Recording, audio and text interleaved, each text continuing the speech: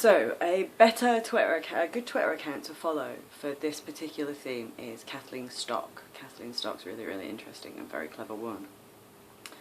But the first lecture at the Inequalities Institute was a philosophy lecture. So the very first lecture that I ever walked into, the core module, was introducing me to a philosopher called Rawls, R-A-W-L-S. And I didn't know anything about Rawls at all, although I do read a lot of philosophers, and I do, I don't dismiss philosophers just because they're not in the tribe that I'm in. I think most philosophers have something to offer. And I would urge you to stop this video, to go and look for a lecture on Rawls, and you'll find fucking hundreds and hundreds and hundreds and hundreds and hundreds and hundreds of them. Because this is what modern economists, and this is what modern welfare scholarship has been using in lieu of understanding these systems. So instead of learning how these systems evolved, instead of learning about institutional functioning, instead of learning about the evolving rule of law, instead the competing vulnerabilities that have emerged, the complexities of the debate between want and need, the need to reflect on your identity so that you don't reproduce systems, all this stuff that's, the understanding of how systems link together, of how multi-agency working is an indicator of the structure of the system and also an indicator of the structure of the complexity of people's lives who are managing these institutions. None of this. None of this at all. They don't know any of this. So, Rawls, now, I have read Rawls. It's turgid. It's not particularly insightful, but what it talks about is what's fair. And what you'll often see referred to in economics literature and welfare economics literature is a Rawlsian motif. And what that means is they have just banged in a bit of Rawls and that's their values, and they've decided that that means liberal values, and that means that whatever model that they've put that into is therefore fair. I mean, the limitations of Rawls in discussing, they talk about, are people just on welfare because it's brute luck? Is it unfair? So they don't know that power dynamics are reflected in equality legislation. They don't know that actual power dynamics are reflected in safeguarding legislation. This tells you about the rule of law and about the power dynamics that shape society. Is this fair?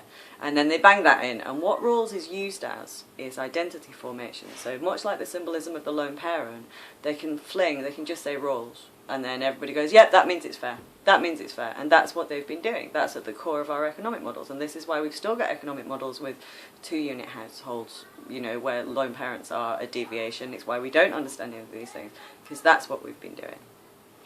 And the modelling that I described in Frank Cowell's class uses Rawlsian motif. They drop a bit of Rawls in, that means it's fair. The exact words were, and any social worker watching this will fucking die when they hear the exact words were, we put the values in here. There is no critical reflection on those values. There is no critical reflection about the power dynamics involved in those values, and there certainly is no critical reflection on the power of those systems or the ability of those systems to undermine the rule of law that they're not aware of, which is what has just happened. So there's a really, really important philosophy paper called What's the Point of Equality by Elizabeth Anderson, and everybody should read this paper. And what this paper did a long time ago is she had spotted this, which is that we have been using philosophy to say what's fair so that it will fit into economic models that are distinctly disgusting and unfair. And that in doing so we ignore the relationship of institutions and we ignore the role that philosophy is playing. Now, if you see, it's within this environment that the plethora of gender studies and queer studies and stuff that offers no structural analysis have blossomed. Because all of a sudden, this means that rich kids can go to elite universities, and what they've started doing is that, I think you can find it's commonly understood that women's studies departments were turned to gender studies departments, and basically what these disciplines turn out, and this is the world that the Laurie Pennies and the James Butlers and the Navarra Bratts and the Ash Sakars are from. Rich kids who can't do anything, who are too thick to do anything else, they go to these universities and then they spend, they might do it. And because working class people who understand this structure have been frozen out of postgraduate education, they go do their little masters where they, create narcissistic word salad. And, you know, it suits these models. I identify as, and that's the core of the disciplines that do well around these models. So this economics needs lots of disciplines that are about I identify as, so that you can't discuss the structure underneath because you're caught on the hill of identity. And the narcissism of, you know, this tiny little Twitter bubble with, you know, you have to just discuss our identities, that's because their identities fall apart when they hit context. And so within this bunch of disciplines that are there to bolster these economic models, you know, these disciplines have come up, you know, giving trans people expectations that equality legislation is going to give them the right to abuse women. You know, they're theorising.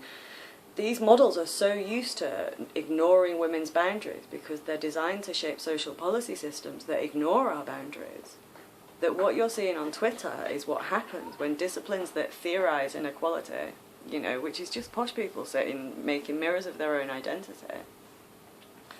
You know, these people are not, there are institutions where everything is about overriding the boundaries, these legal boundaries. They have no awareness that legal boundaries exist. So this TERF thing, while, you know, the Navarra law and the Guardian have used this to hide from the development of these systems, they're also bolstered by academic disciplines at elite institutions, which do not even concede that human beings have boundaries that can't be theorised away.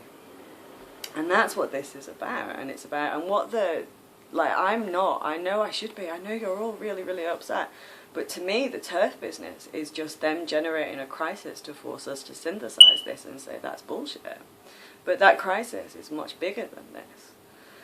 And so what's really alarming, if you read Kathleen Stock, is you read about how the narcissistic abuse that's now being translated to bullying women suffering austerity and terrorising women, and with Tanis Wood assaulting pensioners and Ros Cavini, you know, saying that equality legislation now means you can sexually abuse lesbians and women's freedom of assembly has to end.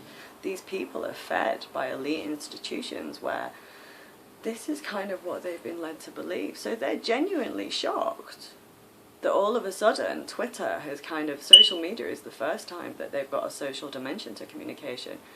And all of a sudden, A, they're not able to identify that they're behaving abusively because they don't understand that other people, with people like Ros, you're talking about somebody who doesn't understand that other human beings have boundaries that he shouldn't be allowed to cross. You know, so they don't know that they're behaving abusively, and that's creating this big bubble.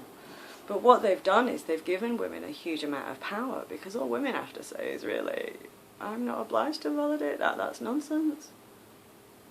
You know, equality legislation, inclusion and equality legislation does not make women obligated to you. And now, because all women are having to say is actually, this is the rule of law, this is basic abusive behaviour, you should already be aware about this, this is a safeguarding debate. And now everybody else is looking at that, and, you know, it's like a magic eye picture, and that's what's going to generate the backlash against trans rights. Because this has been driven by disciplines where they didn't know about these boundaries that they would hit. They didn't know they would hit the boundaries of reality of the rule of law. And this is largely symptomatic of the whole problem, I think.